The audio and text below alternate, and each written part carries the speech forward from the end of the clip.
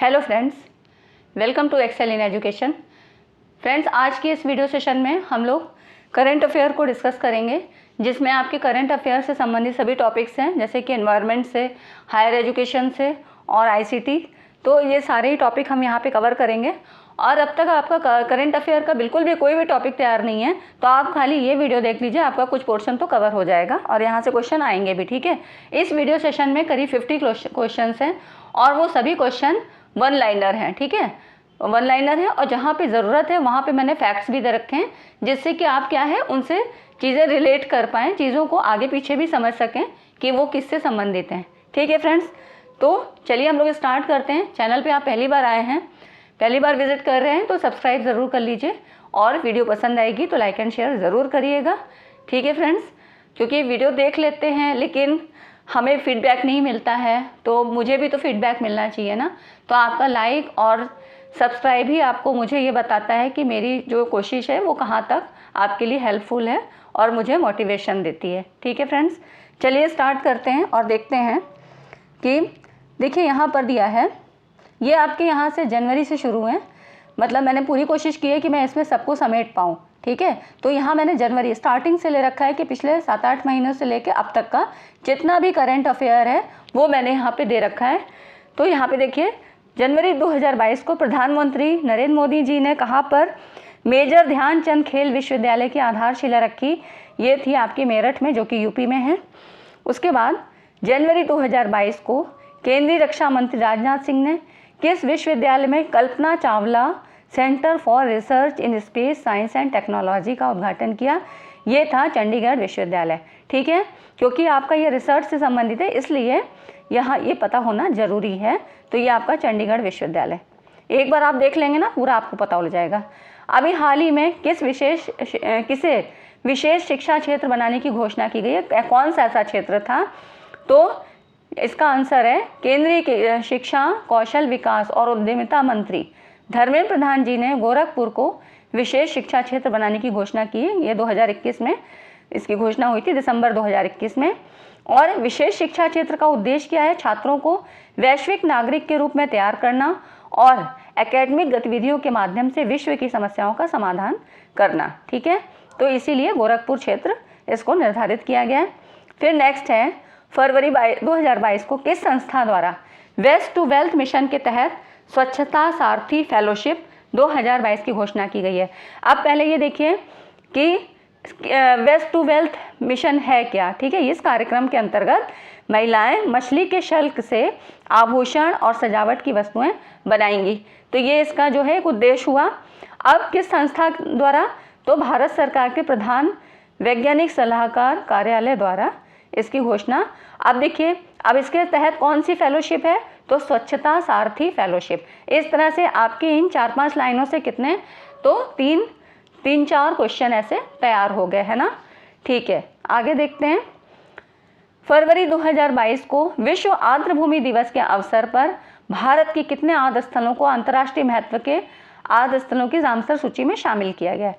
तो देखिए, ये वेटलैंड डे के अवसर की बात करता है, 2 फरवरी। ठीक है, विश्व आर्द्र भूमि दिवस होता है इस दिन।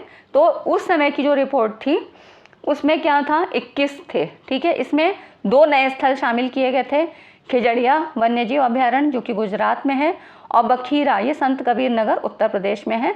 तो इस तरह से रामसर स्थलों की संख्या 49 फरवरी के अकॉर्डिंग है। ठीक है, लेकिन अभी क्या है, अगस्त की रिपोर्ट आ गई है। यहाँ पर देखिए, अगस्त 2022 में स्वतंत्रता दिवस के अवसर पर कितने आर्द्रभूमि स्थलों को रामसर सूची में शामिल किया गया?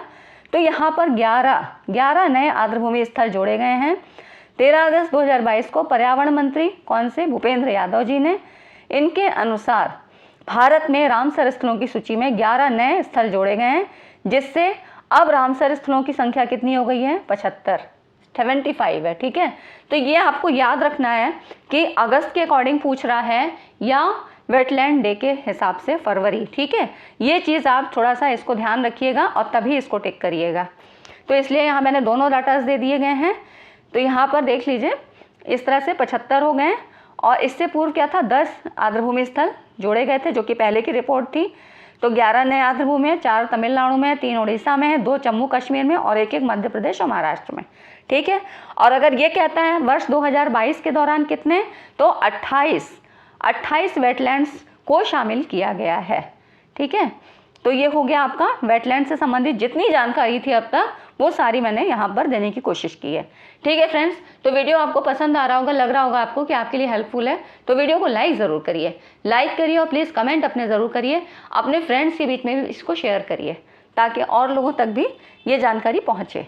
आगे देखते हैं, फरवरी 2022 को प्रधानमंत्री नरेंद्र मोदी ने वीडियो कॉन्फ्रेंस के माध्यम से कहां पर एशिया के सबसे बड़े गोवर्धन बायो सीएनजी प्लांट का उद्घाटन किया था?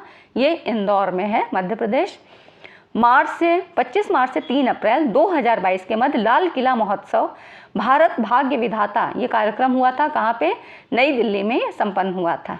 ठीक है फ्रेंड्स, आगे देखते हैं, 17 मार्च 2022 को किसने भारत और आर्कटिक सतत विकास के लिए साझेदारी का निर्माण शीर्षक से भारत की आर्कटिक नीति जारी की थी? इसके बारे में पहले भी मैंने दे रखे हैं करंट अफेयर के काफ़ी वीडियो, तो आप लोग चाहें तो वो भी देख लीजिएगा, और नहीं तो फाइनली लास्ट टाइम तो आप इसको ज़रूर देख के जाइएगा। ठीक है, तो ये किया था आपने, देखिए, भारत और आर्कटिक सतत विकास के लिए साझेदारी का निर्माण, ये इसका शीर्षक था। इसकी जो आर्कटिक नीति थी वो केंद्रीय विज्ञान एवं प्रौद्योगिकी और पृथ्वी विज्ञान राज्य मंत्री डॉक्टर जितेंद्र सिंह जी ने की थी। अब इसका उद्देश्य क्या था? ये जो आर्कटिक नीति थी इसका उद्देश्य था इन एजेंडाओं को बढ़ावा देना, जैसे कि आर्कटिक क्षेत्र के साथ विज्ञान और अन्वेषण, जलवायु और पर्यावरण संरक्षण, समुद्री और आर्थिक सहयोग में राष्ट्रीय क्षमताओं तथा दक्षताओं को मजबूत करना। ठीक है, तो ये हो गया आपका विज्ञान, अन्वेषण और जलवायु पर्यावरण से संबंधित। फिर भारत के हितों की तलाश में अंतर मंत्रालय समन्वय, और इस तरह से जलवायु, आर्थिक और ऊर्जा सुरक्षा पर आर्कटिक में जलवायु परिवर्तन के प्रभाव की समझ को बढ़ाना। ठीक है, तो ये इसके सब जो है उद्देश्य थे। फिर देखिए, 25 फरवरी 2022 को किस मंत्रालय ने भाषा सर्टिफिकेट अभियान का शुभारंभ किया था? ये शिक्षा मंत्रालय ने किया था। अब देखिए नेक्स्ट है, अगला क्वेश्चन है, फिर है ये 30 मार्च 2022 को ISTEM राष्ट्रीय पोर्टल पर मैटलैम्प का शुभारंभ किया गया। ISTEM पहल है। अब ये क्या होता है? तो पहले देखिए STEM क्या है? साइंस, टेक्नोलॉजी, इंजीनियरिंग और मैथ। काफ़ी इसके बारे में भी आजकल पेपर में भी आ रहा है, आप लोगों ने देखा होगा। तो STEM क्या है? साइंस, टेक्नोलॉजी, इंजीनियरिंग, मैथ, याद रहेगा। ISTEM क्या है? ये रिसर्च एंड डेवलपमेंट R&D सुविधाओं को साझा करने के लिए एक राष्ट्रीय वेब पोर्टल है। ठीक है, और इसका जो है शुभारंभ किया गया था, तो इसमें जो है किसकी पहल थी? तो भारत सरकार के प्रधान वैज्ञानिक सलाहकार के कार्यालय की।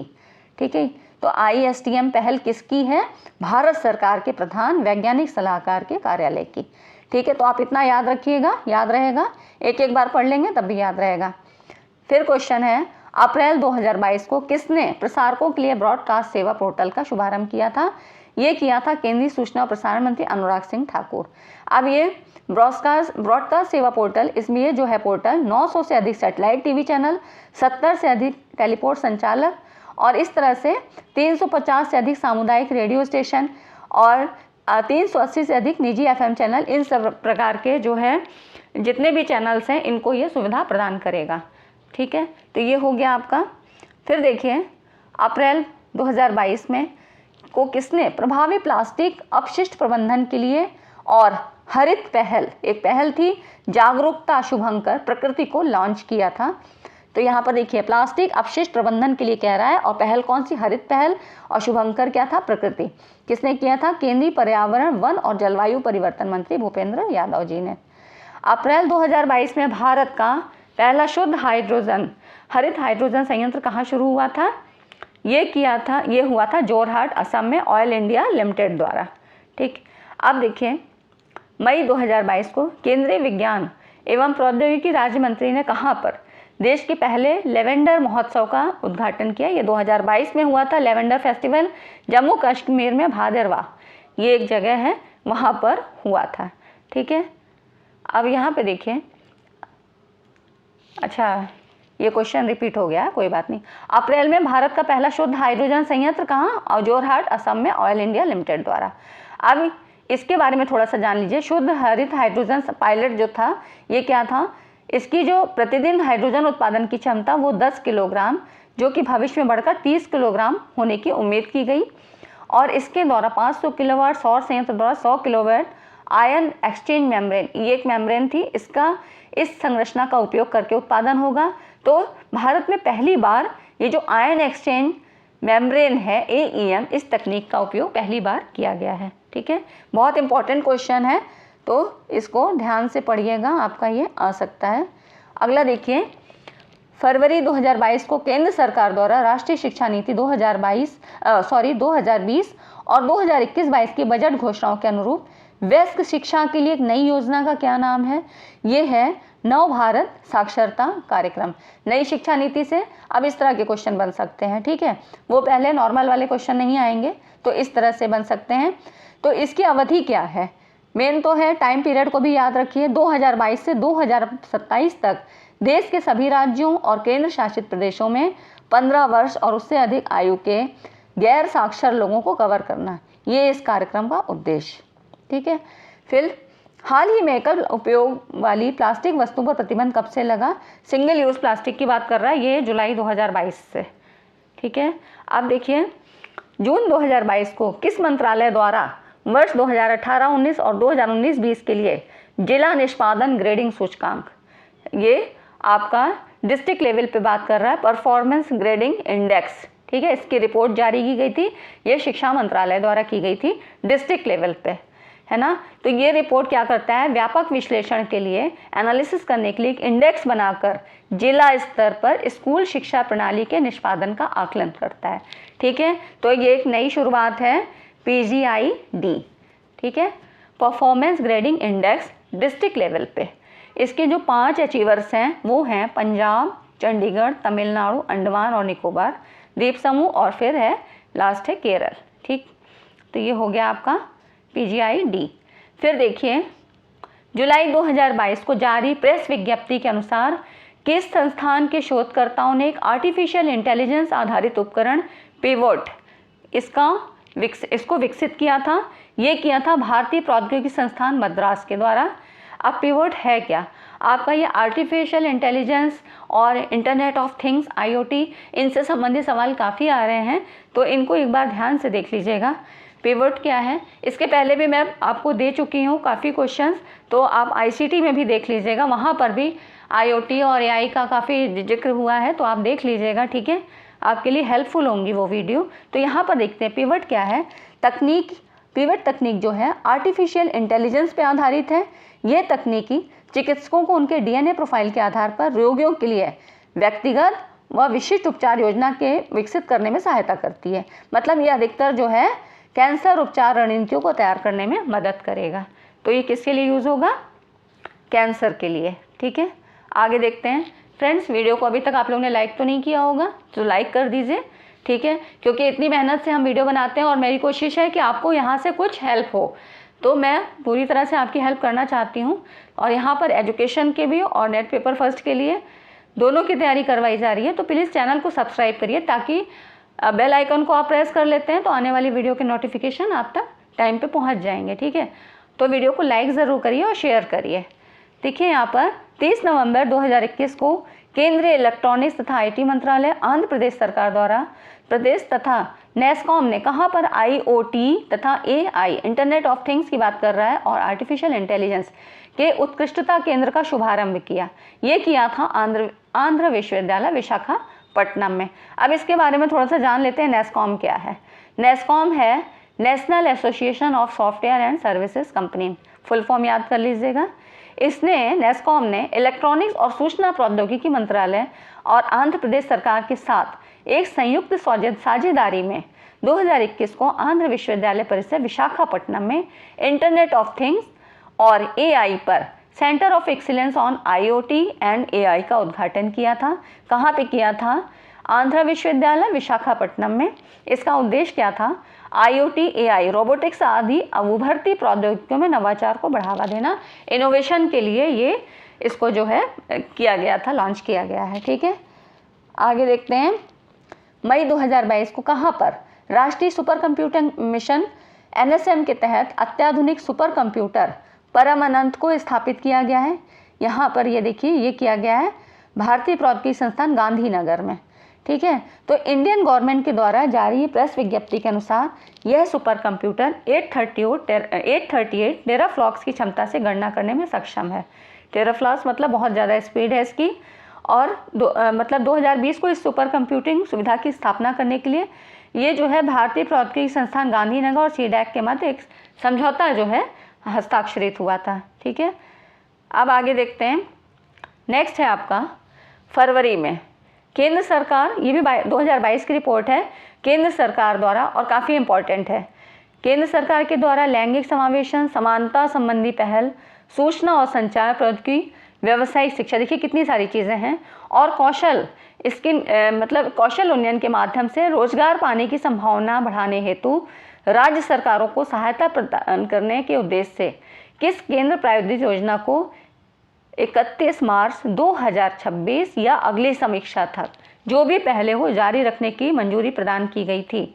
तो किस संस्था के द्वारा?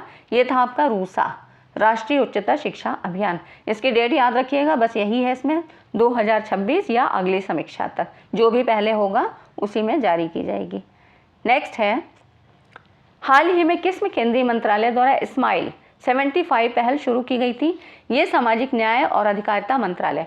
आपको वन लाइन में खाली आंसर ही याद करना है, बिल्कुल इसको एक बार पढ़ लीजिएगा, सब याद हो जाएगा। ठीक है, अब दूसरा है, मादक पदार्थों के तस्करों से जुड़ा भारत का पहला निदान नामक पोर्टल किस संस्था ने लॉन्च किया है? एनसीबी। एनसीबी क्या है? इसका आंसर है एनसीबी। एनसीबी क्या है? नारकोटिक्स कंट्रोल ब्यूरो, इसके द्वारा विकसित किया गया है। और ये क्या है? हाल ही में गिरफ्तार नार्को अपराधियों पर राष्ट्रीय एकीकृत डेटाबेस पोर्टल ये चालू किया गया है। ठीक है, तो ये हो गया आपका नारकोटिक्स कंट्रोल ब्यूरो, इसके द्वारा निदान, आपको याद रहेगा।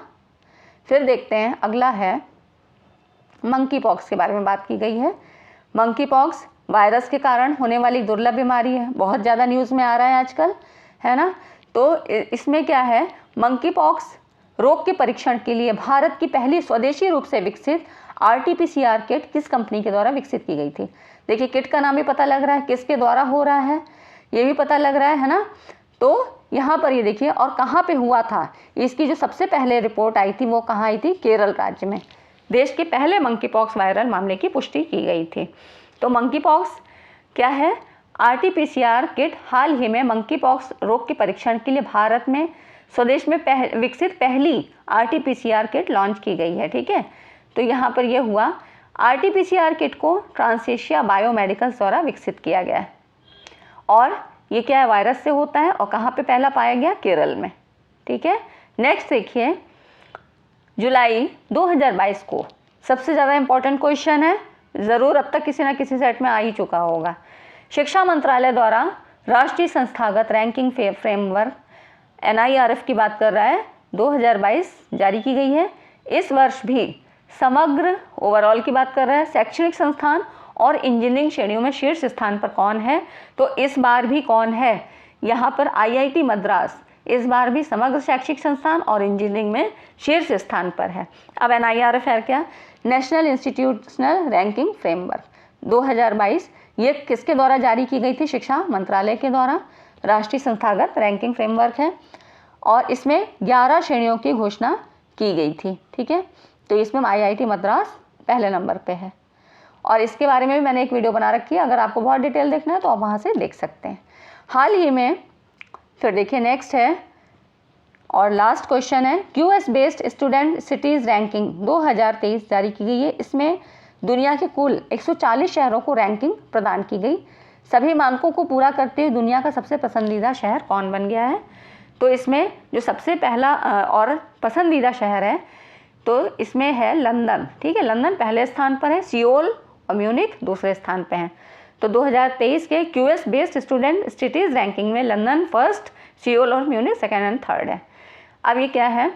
ये जो रैंकिंग है 2023 में जारी की गई है, छात्र सुविधाओं, विश्वविद्यालयों के मामलों और विदेशों में पढ़ाई करने के लिए गए छात्रों की सहूलियतों के लिए रैंकिंग प्रदान की जाती है। ठीक है, तो ये आपको पता होना चाहिए कि किस लिए होती है। और अगर भारत की बात करें तो मुंबई शहर को सर्वोच्च रैंक के साथ 103वां स्थान प्राप्त हुआ है। इसके बाद ये आपके नेक्स्ट है बेंगलुरु, चेन्नई और दिल्ली। ठीक है, तो ये हो गया आपका ओवरऑल जितना मैं बता सकती थी मैंने कोशिश की है। आशा करती हूँ, उम्मीद करती हूँ आपको वीडियो पसंद आया होगा। पसंद आया है तो लाइक ज़रूर करिए और सब्सक्राइब ज़रूर करिए। बेल आइकन को प्रेस कर लेंगे तो अच्छा रहेगा, नोटिफिकेशन आपको मिलते रहेंगे। ठीक है फ्रेंड्स, अगली वीडियो में मिलते हैं और तब तक चैनल पे आप बने रहिए। चैनल को सब्सक्राइब ज़रूर करिए। Thanks for watching this video.